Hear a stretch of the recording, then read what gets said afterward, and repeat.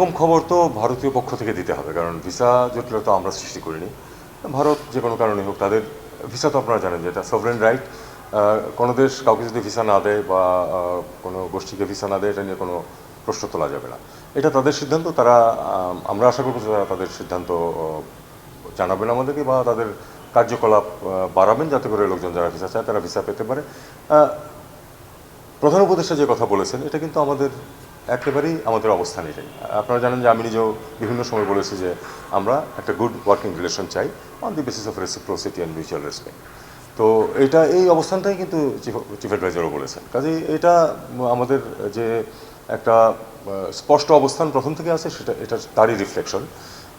বাকিটুকু দেখা যাক। এখন দুই পক্ষের স্বার্থ আছে, কে কীভাবে সেই স্বার্থকে দেখে সেটা বিবেচনা করেই সম্পর্ক আগামী। Vision hot and cool AC 4-ওয়ে সলিনয়েড ভালভ টেকনোলজিতে হিটিং ও কুলিং দুই মোডেই কাজ করে সমানভাবে। Vision hot and cool AC. মার্কিন প্রেসিডেন্টের একটা বক্তব্য কেন্দ্র করে আমরা একটা বিবৃতি দিলাম, পররাষ্ট্র মন্ত্রণালয় একটা বিবৃতি দিল, যাতে দেখা গেলো বাংলাদেশ একটা তদন্ত করেছে, অনুসন্ধান করেছে, সেই বক্তব্যের সত্যতা খুঁজে পায়নি।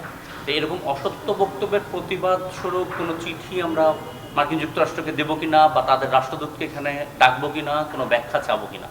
আরেকটা হলো যে অনুসন্ধানটা করা হচ্ছে, সেই অনুসন্ধানটা কিসের বেসিসে কারা করেছে, কিভাবে করেছে, প্রক্রিয়াটা কি? এবং আমি একটা যুক্ত করতে চাই যে এইরকম যখন আমরা এরকম অনুসন্ধান চালাই, সেটা আসলে আমেরিকাকে বা এরকম একটা আমাদের সহযোগী বন্ধু দেশ আমরা বলি, তাদেরকে আসলে ঠিক কতখানি সম্পর্কটা সহজ রাখার ব্যাপার থাকে। এই ধরনের অনুসন্ধানের পরে সেটি কতখানি থাকবে বলে আপনি মনে করেন? ওকে, আসলে একটাই প্রশ্ন। ঠিক আছে, হ্যাঁ, এটা আমি উত্তর দিয়ে চলে যাচ্ছি।